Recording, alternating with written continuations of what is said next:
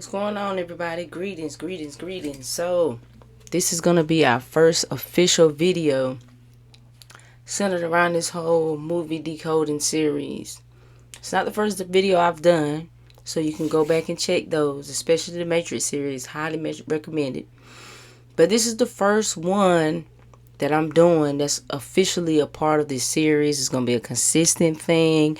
I would like for you guys to send me recommendations, comment on the movies you want me to look at, you want me to break down the TV shows, because this is going to get really big. I can just feel it. I can feel it. So, I want y'all to make sure subscribe to the channel, turn on your notifications, so every time we do this, you know what's up. You can check it out, because we definitely are going to do these new movies as they come, and gradually I'm going to go back and do the older movies that carry some type of theme or, some type of breakdown that I really just want to get across. So, speaking of which, this first one, this movie is pretty old. It came out in 2012, Cabin in the Woods. So, this movie, Cabin in the Woods, it came out on April the 13th, 2012, which was actually a Friday the 13th. Now, I highly recommend that you go back and listen to the podcast episode that was done. Episode number 12, I believe. If I'm not mistaken, it was episode 12, where I talk about the unlucky number 13 and why it is powerful and lucky for those who know. So, that's a good background listen to before we dive into this. It's nice and short. It's probably like 25-30 minutes. So, it's not even that long, so you don't have to worry about it being crazy long. I don't know how long this video is going to get. I don't think it'll be too bad, because Cabin in the Woods is pretty direct and it's not too heavily laced. They just kind of got a theme that I really rock with. This is one movie where they actually show you what's really gonna happen if shit don't go their way. So that's why I really rock with this one, because of that. Because most of these movies don't show you that, because you gotta understand a movie in itself is just a ritual of your mind. They are entering your mind to tell you some things that they want you to grow in your mind. So this particular movie, the way it ends, the way it lays out, is not really the ending that is typically pushed. So that's why I really rock with this one. So we're going to jump right up into it. Now, this particular movie, The Cabin in the Woods, is about 5 friends who take a trip to the cabin, and they get way more than they bargained for. Now, it's under the genre of horror, and it's also under the genre of comedy. So already you got opposing clashes, horror and comedy, right? But anyway, we're going to get into it. The movie's only an hour and a half long. Now, as far as the way this goes, I'm going to just break the movie down as the movie goes. If you haven't seen the movie, I highly recommend you watch it prior to. You can even listen to this while you watch it. You might pause here or there. You might catch some things. You might catch some things that I might have missed. If that's the case, if you catch something that I missed, drop that in the comments. And we can start a thread on that as well. Who knows? So maybe we'll come back and revisit it. So, looking at the Cabin in the Woods, like I said, it's about 5 friends. So you got 5 main characters off the gate. Now, when the movie is coming on, the whole intro, it's like ritual pieces. It looks like, olden times. It's showing you all these little symbols or whatnot. But that's what this movie is about. It's all about ritual. So, and pardon me if you see me look over. I'm just going to glance at my notes so I can make sure I don't miss anything. So, the movie opens in a lab, an underground lab kind of looks like, because you don't see no windows. So, you figure it has to be somewhere in a very secluded location, top secret type of thing. So you're in the lab. We meet these guys in the lab. It's 2 guys in the lab. This lady comes and joins them. They start talking about Stockholm failed. We realize they're talking about Stockholm, Sweden. So these people are conducting these experiments that are basically rituals that are in different parts of the world. And she lets them know it's just us in Japan. So apparently whoever else is conducting these experiments in there, you know, in these places, is down to the United States and Japan. Okay? So that's how it starts off in the very beginning. So they show us who's behind the scene first. Well, for the most part, we're going to call these people the watchers. We're going to say they're the watchers. They're the ones who are they're pulling all the strings. Right? So when we meet the 5 people, the friends, we meet them. We have Dana. So when we introduce to her, we can tell she's the main character, right? She's the first one that we see. She's drawing, sketching this older man. So we're learning about her character now. And what we've learned is that she just comes out of a relationship dating an older man. He's a professor. And he's significantly older. So he's pretty much like a father figure. So she's being the symbolized of leaving from the father. She's going to play the role of the virgin. And we also meet her friend, what's her friend's name? Jules. Now, when we first see her, she's a blonde, and they acknowledge that she's not normally a blonde. This is important information, even though we don't know it yet. But they make it a whole thing about her now being a blonde. We meet her boyfriend, Kurt. Smart guy, intelligent guy. We meet the other character, Holden. Then we meet Marty. Marty's basically the weed smoker. He's like the little woke, little conscious one. He's the unconventional, non-traditional person. So he's the one odd person kind of out. He's non-traditional. He doesn't follow things traditional like most. He literally drove up smoking weed. So these are the people that we are introduced to. So this is the meeting, and this meeting is important because these characters go through such a drastic change as they enter the roles that they are playing in these rituals, and they do it, and they are unknowingly participants in this ritual as well, which is a very important thing to take note of. Now, so we met them. So you got 5 people. They hopping in a camper RV. They going off into a cabin in the woods somewhere off grid where there's no traffic cameras, no cell phone towers. So you can just about imagine what type of environment this is, considering it's a horror movie. So now, like I said, you got to check out that Friday the 13th. So, but anyway, it's a typical old school horror type of film, and we mostly grew up on these films, and they bombarded us with these type of films too. And that's a very important message in why they did that as well, because it's a metaphysical and spiritual meaning to that also. So go back to the podcast so you can make sure that you catch that, right? So most of the time, weird, creepy stuff is always taking place out in the woods where it's dark. There's not a whole lot of people. It's not a whole lot of lighting. So that's where a lot of weird stuff happening in the woods. So as we said, we have Jules. She's now the bimbo, the airhead girlfriend. She's a blonde now. So basically, we see her take the role of the whore. Dana's going to take the role of the virgin. Jules is going to take the role of the whore, which pits them as the opposites.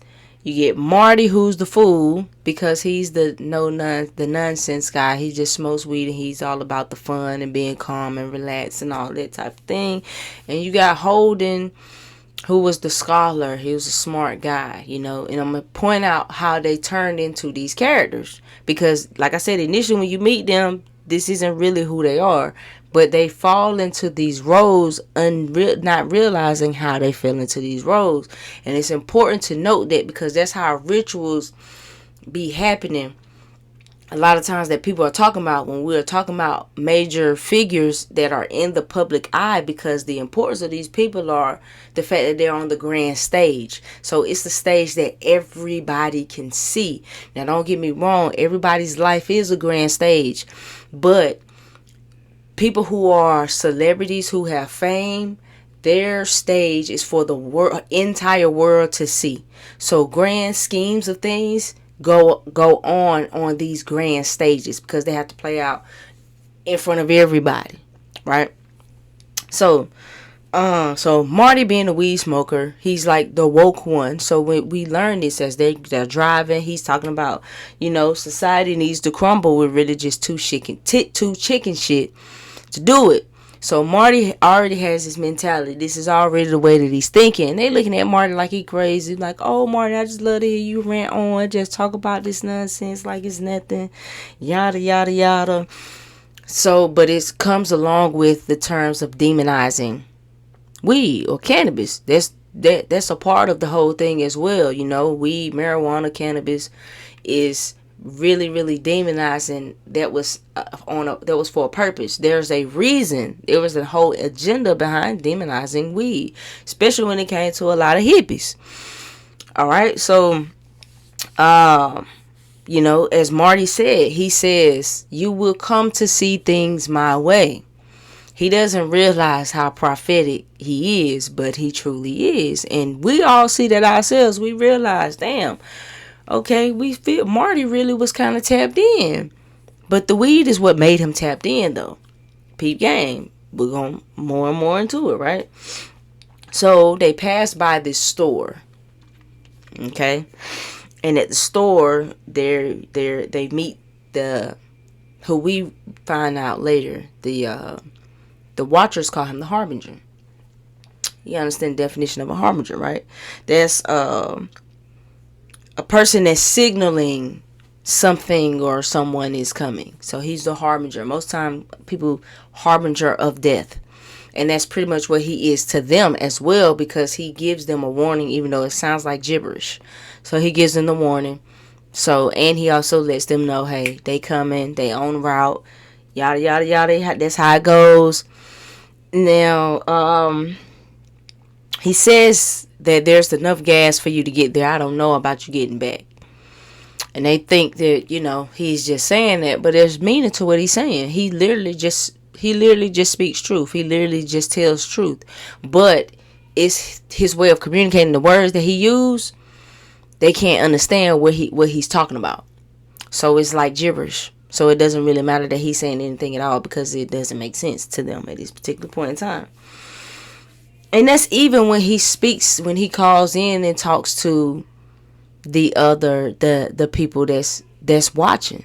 So when they go through the tunnel, right, it's very symbolic of them going through that tunnel. The symbolism, because you see a hawk or an eagle flying, and it hits the outside of that dome that you can't see, signaling, showing that they're not in a normal place anymore.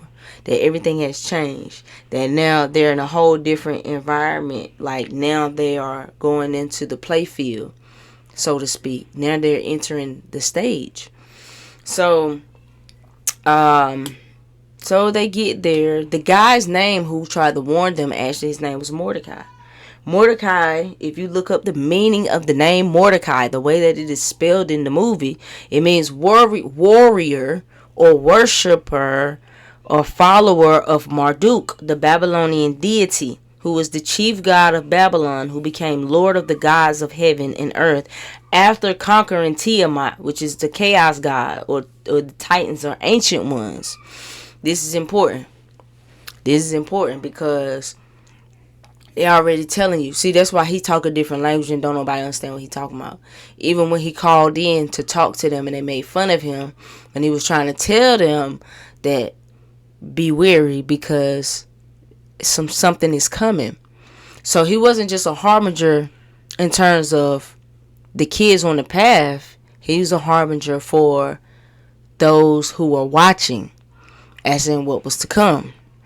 So in that name, in understanding Babylon, the fall of Babylon, all this correlates so much because of how the story lays out and what the ritual is all about.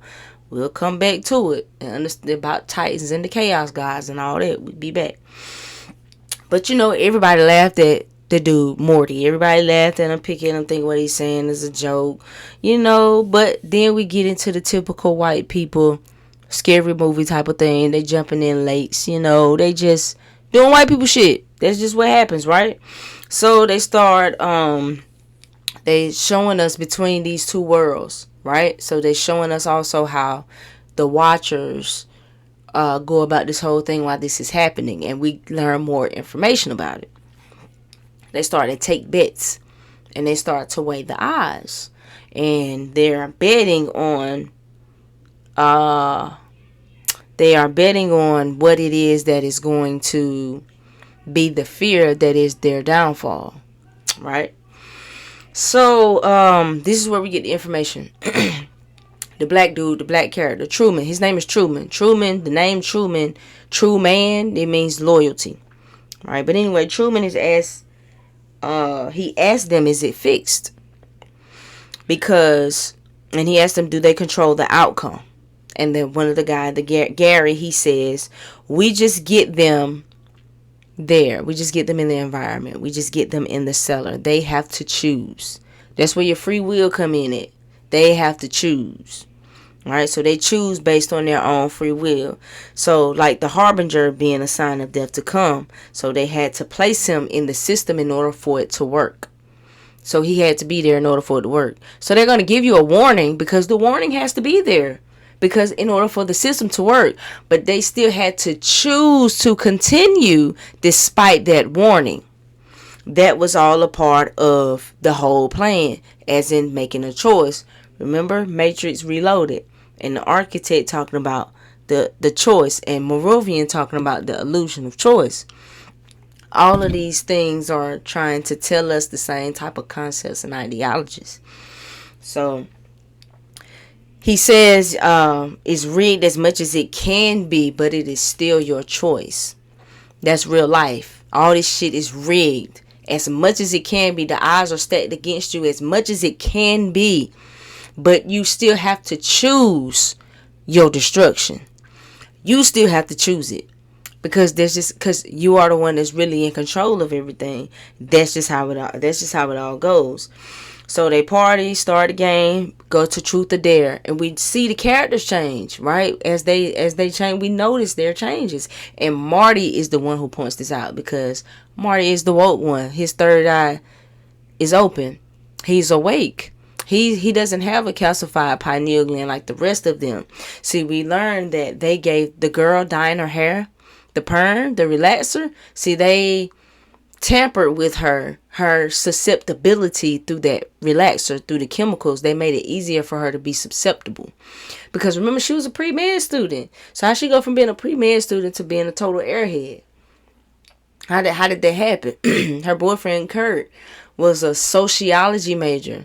How did he turn into a jock, into an alpha jock? You know, even with Holden, when they go in the cellar and they find the little diary and they start to read from it, and she reads the Latin, he recollects Latin that he took in middle school, and he's like, I don't know why I remembered that. That's because he was playing the role of the scholar.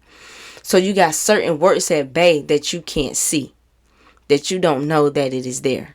You see what I'm saying? So Marty is playing as the fool, and that's because that's how everybody is looking at him, like he's the fool. It's just obvious and it's pretty easy because he's supposed to be, you know, the little weed smoker. Don't take him serious, but honestly, he's the only one with any sense.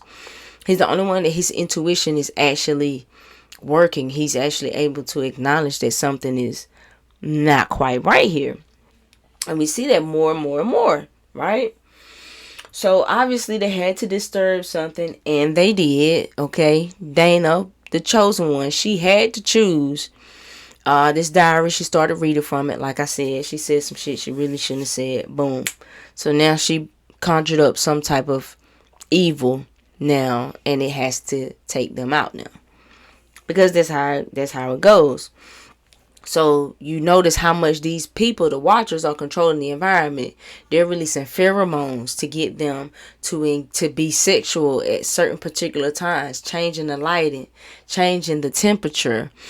All of these things are happening just so, because, and it has to follow certain way. You ever wonder why scary movies have to follow a certain plot line?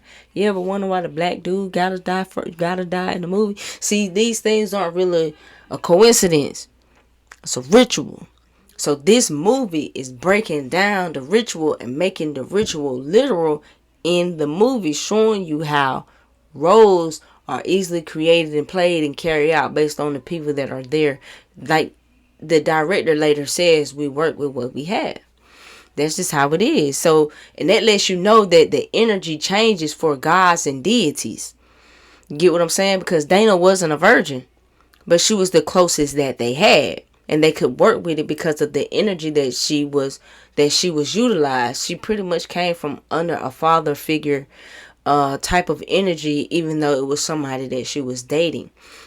So it could, in just in a sense, and just how it was. So understand that certain deities and certain energies today may be changed and may feed off of different things based on today's time. So we have to, this is what this movie is showing us, and it's breaking down to us, because you got to understand, most of the people behind these movies are major occultists. That's just what it is. That's where all the best stories come from. They're occult stories. They're ancient shaman mysteries and things like that. It's not original. That's where it comes from. So, okay, back to everything. So, when the first girl is killed, Jules, they say a prayer after when she's killed. They say, pretty much they do. They say, "This we offer in humility and fear for the blessed peace of your eternal slumber, as it ever was." So it says, "This we offer in humility and fear." So just out of the fear, they offer that to them. It's so many little things all throughout the movie that's kind of giving you little hints. So it's just like,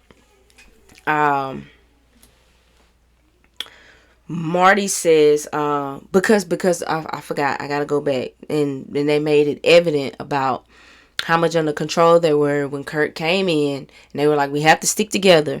And the Watchers was like, "No, this isn't what we want." And they said, "Hold on." They released certain chemicals and whatnot, and it started to tamper with Kurt's mind. And he was like, "No, wait.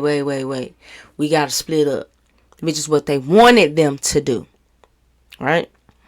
So, Marty hears a voice. He's the one that hears the voice. There's even a voice talking to them, telling them what to do. You know, there was a voice that told Dana to read it out loud.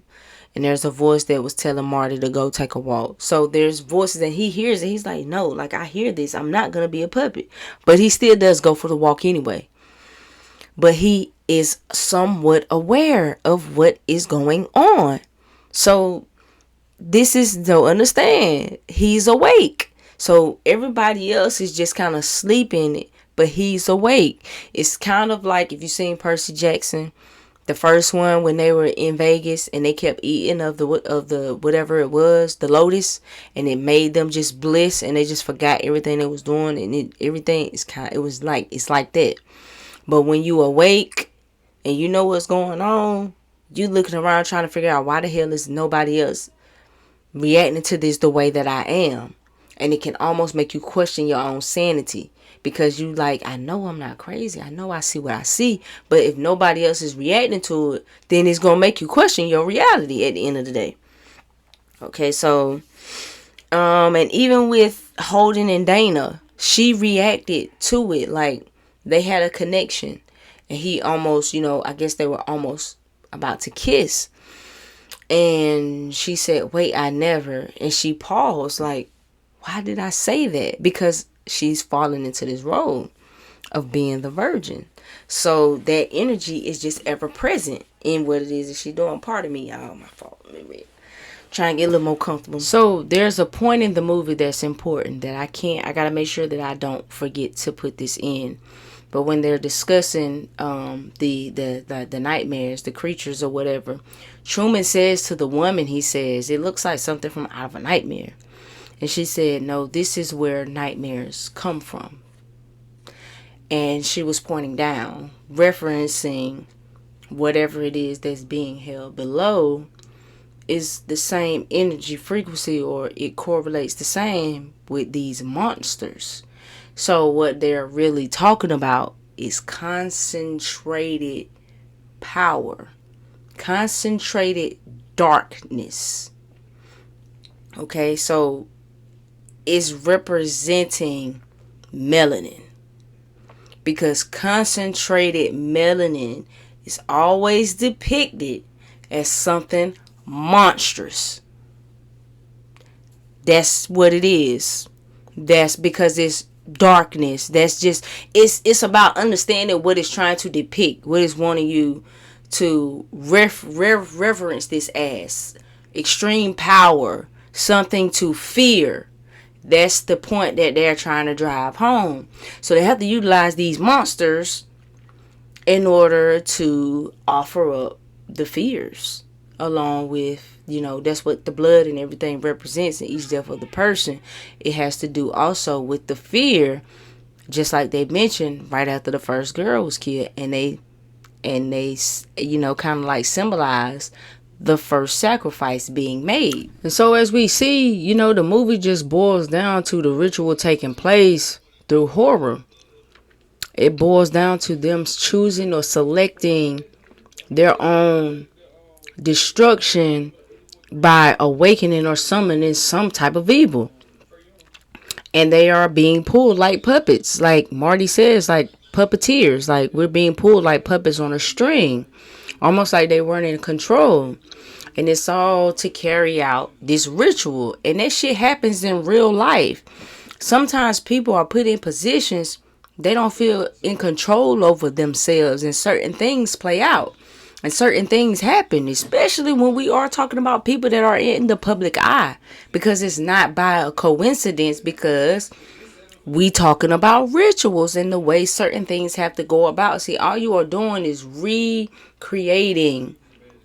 You are recreating certain elements in the environment from whenever this shit was done before. So we dealing with some ancient shit. They just recreating all the elements that made up that particular moment in time, and just trying to recreate that and bring that same energy and harness that energy. That's what it's really all about. So when he's talking about them being from out of something, out of your nightmares, understand fear is the perfect form of manipulation and control. So you are taunted through your fears, and you are made food for the gods. That's how it works. So when they're all locked down in their rooms, this is when Marty finds a camera. And Marty is like, what is going on? Am I on a reality show? But something is not real. Something isn't right. But right at that moment, the girl comes and attacks them. So it's as real as it can be at this moment, because he's in danger and they're literally trying to kill him. So there's nothing that's fake about it when your actual real life is in danger.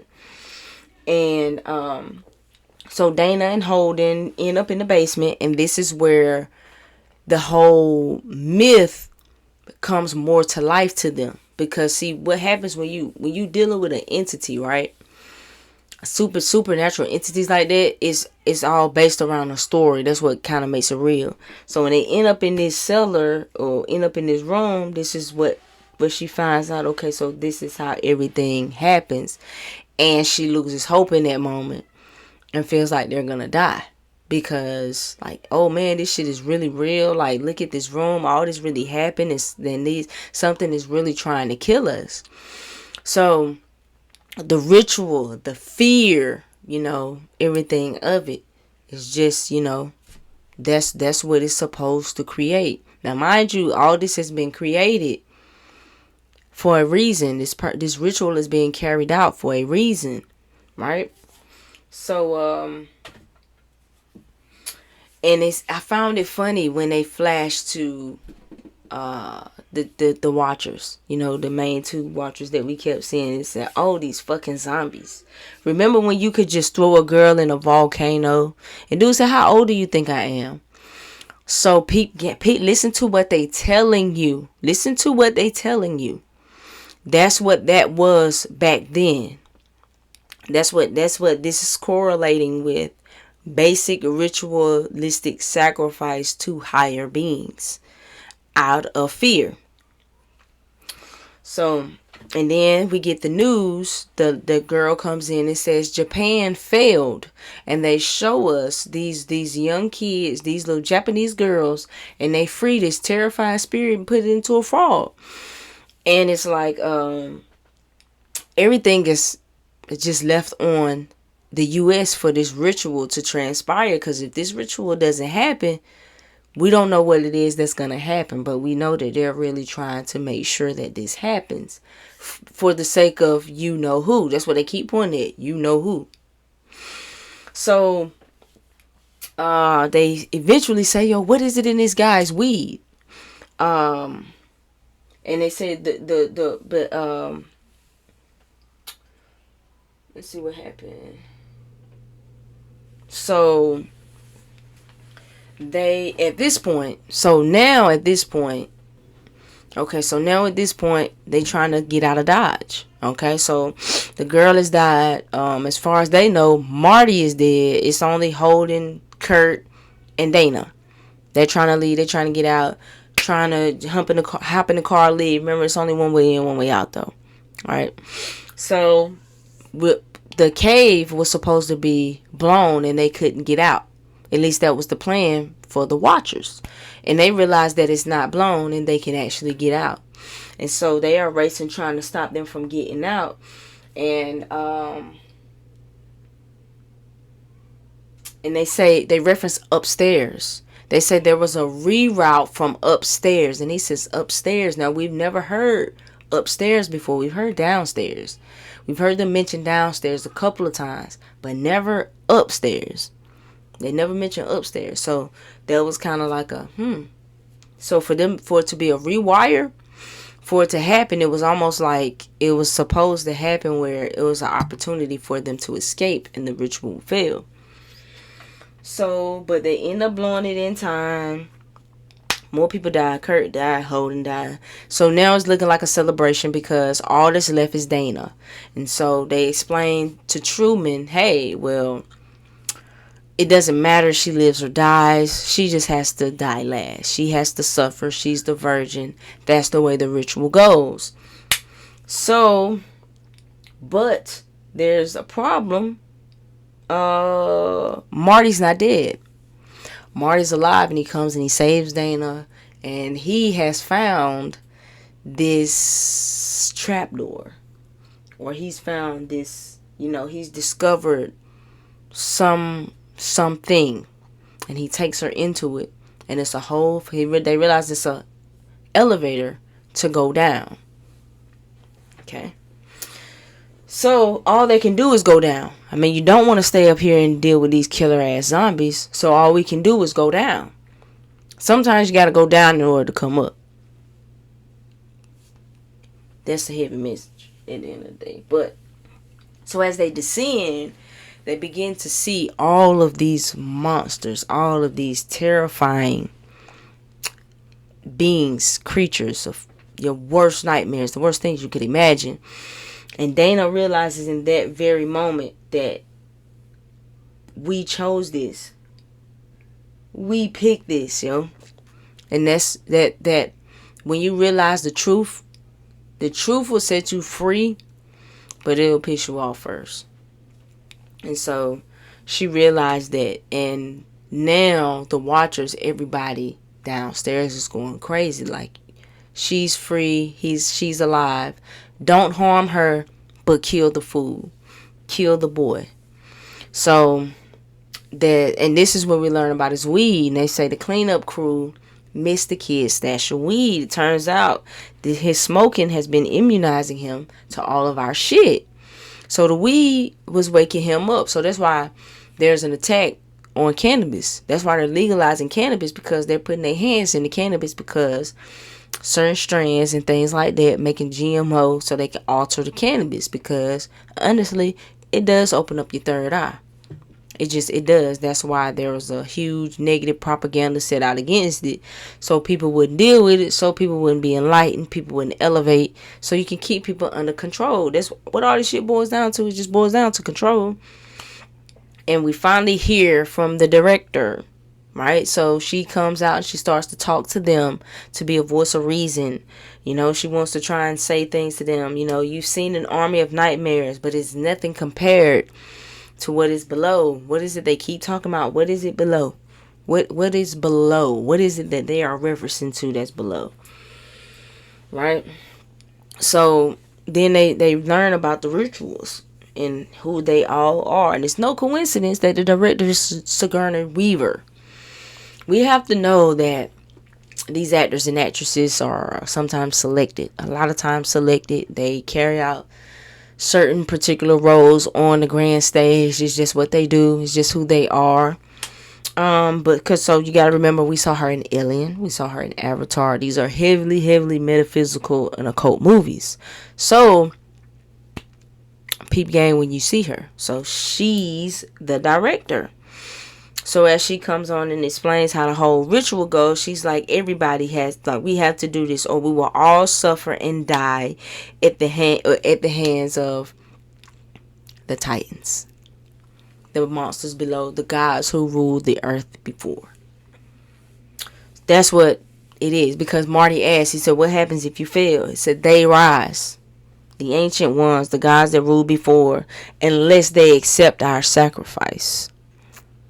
So they are offering a sacrifice to keep them from rising.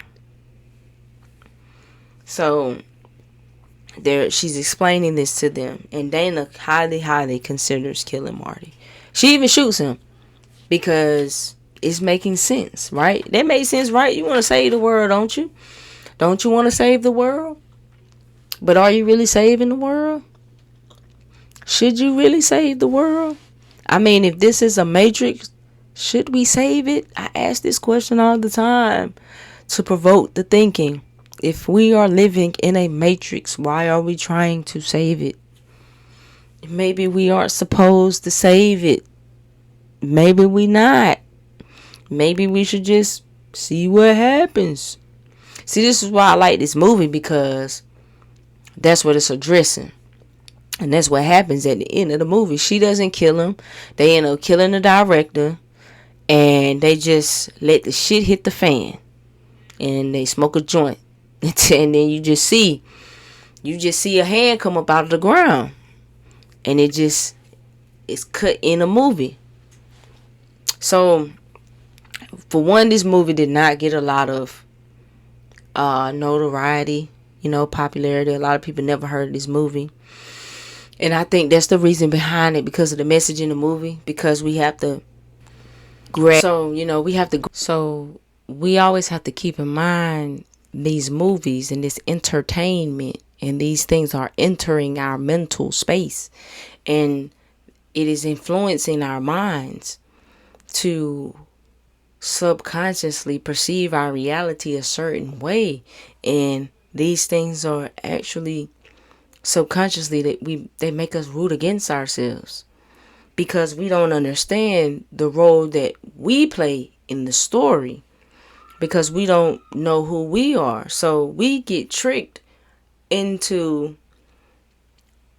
believing a certain way that just doesn't correlate with our origin.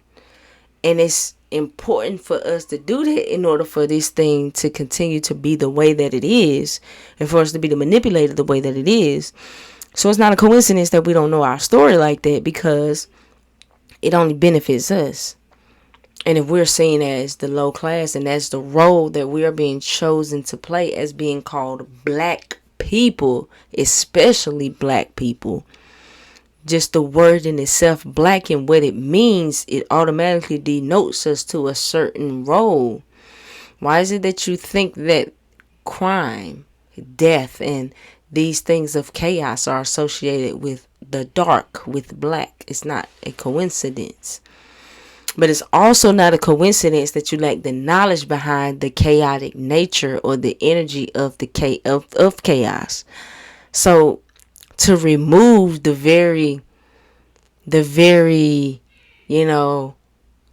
whole science of what makes you you,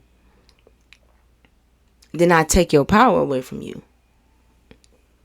And that's the whole point of it anyway, is to take your whole power away from you, because you the Titan. The gods that ruled before, who you think that is? I wonder who that's referencing. I wonder who benefits out of not knowing that science or not understanding that science. It would obviously be the conquerors. So you got to be willing to look at things from a different perspective or a different point of view, because you got to remember who's feeding you the information that you have and why they telling you what they're telling you. Because I can promise you it's not to empower you. That's not the goal. It's not to empower you. It's to keep you trapped. To keep you trapped. So the ritual itself is to keep you down. To make sure that you never rise. You can't rise up. Because it's going to destroy everything that is now. That ends the world. As in, the world as you know it would be no more. And it's not physical destruction. But ultimately, it wouldn't be ran the same way. It wouldn't be the same world. The world would end. So, just wanted to break down this first joint for this series. It's going to be a whole lot more to come. I have so many movies, so many shows lined up. And some of them are going to be long and going to be in parts. But it's going to be a lot of jewels in it for y'all. A lot of jewels. I get asked about the movies and the TV more than anything else. And it's honestly what I love to do. For real. It's honestly what I love to do. So it's only right that I present it. That I finally do this and present it and put it out there. So you got to subscribe to the channel. You got to turn your notifications on. Because this the one. This is what we're going to do. We're going to ride this thing out. And we're going to break down these movies. And we're going to understand this whole agenda. And we're going to understand everything that's going on just by what they already show us. So that's a wrap for y'all for today. I'm about to be up out of here. I appreciate y'all for taking the time out to even listen to me. So, leave me a comment. Let me know what you think. Let me know especially what movies y'all want me to do and what shows y'all want me to look into. Just let me know. I'm curious if there's anything that I don't already have on my list. Anyway. But I'm out of here. That's a wrap. Peace.